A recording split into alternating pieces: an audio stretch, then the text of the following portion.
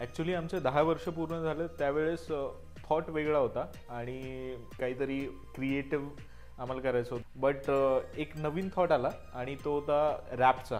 आणि ते आमच्या सगळ्यांसाठीच नवीन होतं. म्हणजे आम्ही सुद्धा रॅप बघत होतो, पण शूट करणं आणि त्याचं सगळे एक्झिक्युशन कसं असायला पाहिजे हे फ्रॉम बिगिनिंग टू लाईव्ह होईपर्यंतचा सगळा जो एक्सपिरियन्स होता तो अत्यंत चांगला होता आणि काहीतरी नवीन होता. आम्हाला एक ऑफिसचं सेटअप तयार करायचं होतं जिथे आम्ही शूट करत होतो तिथे. सो आदल्या दिवशी सामान नेण्यापासून छोटे मोठे व्हिडिओ शूट कर, कुठलं कुठलं जायचंय, आणि सरांकडे अख्खी लिस्ट होती, हे हे हे तिथे लागणार आहे. इथून ते सुरू झालं. आदल्या दिवशी तिथे जाणं आणि डेट्स फिक्स झाल्या. नेक्स्ट डे आमचे मेन शॉट्स जे काही होते ते आम्ही शूट केले. सो त्यामध्ये मग कॅन्डल शॉट असो, 1-2 शॉट्स असे होते. ओव्हरऑल टीम आमची इन्व्हॉल्व्ह झाली त्याच्यामध्ये. ती शॉट असा होता की एक बेसिक शॉट होता तो, आणि त्या शॉटमध्ये प्रत्येकाचं इन्व्हॉल्वमेंट बघायला मिळालं.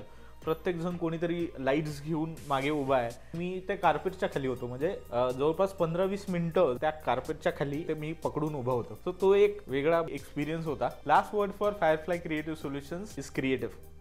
की आपण एक रॅप सॉन्ग बनवूया. तर ओव्हरऑल शूटचा दिवस आला आणि शूटचा एक्सपिरियन्स म्हणजे जसं आपण मूवीज वगैरे बघतो, 2 तासची मूवीज असते, आमचा व्हिडिओ 2च मिनिटाचा आहे.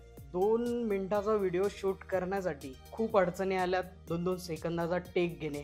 तर हे अनुभवणं खूप इम्पॉर्टंट होतं की आपण मूवी तर बघून घेतो 2 तास असं स्किप वगैरे करून, त्याच्या मागे त्यांची लपलेली मेहनत किती ते आपल्याला लास्टला या अनुभवातून आम्हाला कळलं.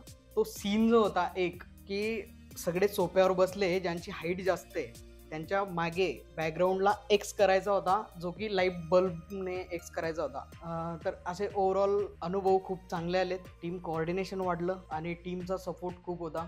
It was excellent. किंवा कॅमेरासमोर आपला फेस दाखवून एक्सपिरियन्स शेअर करणं खूप अवघड आहे. आउटडोअरसाठी आपण एक बॅनर दाखवले ज्याच्यामध्ये आपले सगळे क्लायंट्स दाखवले. सो त्या क्लायंट्समध्ये जे आपण एक फ्रेम केलेली आहे, त्या फ्रेमचं जे प्रॉप्स होता तो हँडल करण्यासाठी आम्हाला खूप डिफिकल्टी झाली, कारण की तो प्रॉप्स तिथे आम्हाला धरून बसावं लागलं. तो ओव्हरऑल शूट घेण्यासाठी 45 मिनिट्स तरी गेलेत, हार्डली 2 सेकंदाचा शूट घेण्यास. तोच इंटरेस्टिंग सगळ्यात थोडं डिफिकल्ट सीन होता.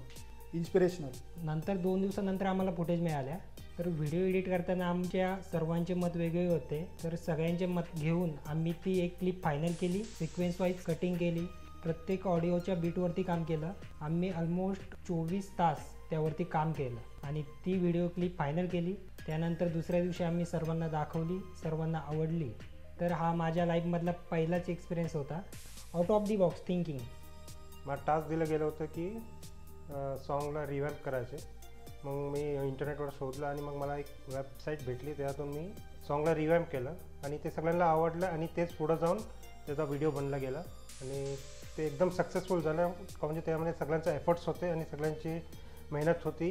ओव्हरऑल शूटचा एक्सपिरियन्स एकदम ऑसम होता. कधी न भेटणारा एक्सपिरियन्स आहे ते. It's advertising genius.